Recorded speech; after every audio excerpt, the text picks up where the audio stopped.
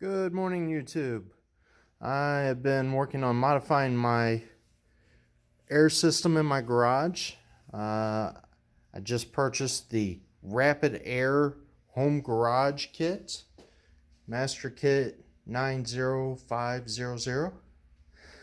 It comes with 100 feet of hose, 3 different blocks, and several connection adapters.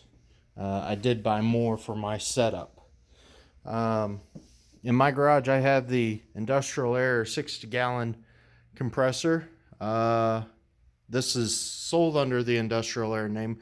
You'll find it manufactured by Sanborn for companies for Craftsman, DeWalt, all kinds of different brand names they slap on this big compressor. And then I also have it tied into a 24-gallon, I believe, maybe 26, an old Cobalt air compressor that had had an aluminum block up top, and it crapped out on me. The piston case crapped out and cracked. So I piped them together. I'm kind of in the beginnings, middle stages of finishing up my air system or redoing it. I used to have all rubberized hose, and it dry rotted after 8 years and cracked, so it's time to replace the system. One of the most important things to do on your system is have drain valves in each tank, not just your main compressor tank, but you need one for each tank I've found. It will condensate water in there, and it will just puddle up in the bottom. A lot of people just try and put an air valve somewhere along the line and just like, oh, I'm gonna blow out the air or something like that. No, you really got to get the water out of the tank, otherwise your tanks are gonna rust inside and go bad. I used to have just one valve that emptied into the garage coming out of this big tank, and there was a little shut-off valve on the bottom of this, and I've piped these two together, and that disappears behind there and goes out of the house. Now, this is a huge difference to drain this outside of the house. You'll see this rust over here. That's where it used to hit. All the water would hit that door of my compressor room, and you'd have that huge awful noise in here just blasting around and water spraying everywhere. So it would have sounded much like this. Now it is much quieter in here on the ears. It is, I mean, you still hear a little bit, but all the noise is outside. My neighbors love me, but it's so much better for me. So this system pressurizes up to, I'm not guaranteeing this needle. My regulator valve shows it much higher, around 135.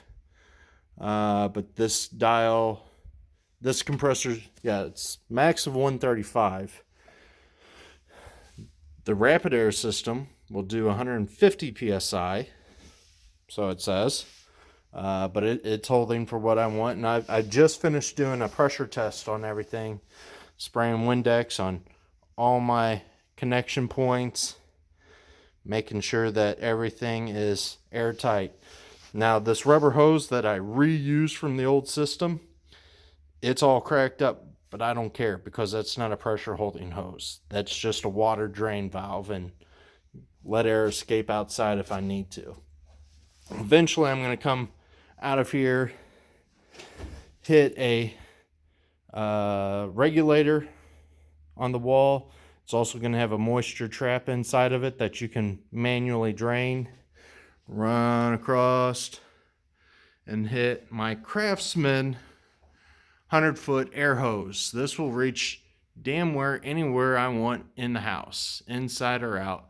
And then I have another air block mounted that I'm going to be connecting to. Now, like I said, this will reach anywhere in the house, but it's annoying to have that hose stretched through the garage door, down the stairs, and going wherever I'm working on it. So I'm eventually going to probably come out of that air block into the house and down into the basement and have my third block located down there, but that's a future job. So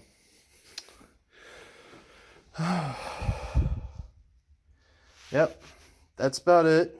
On the outside, I'll just show you what I did real fast. Oh, it's snowing today.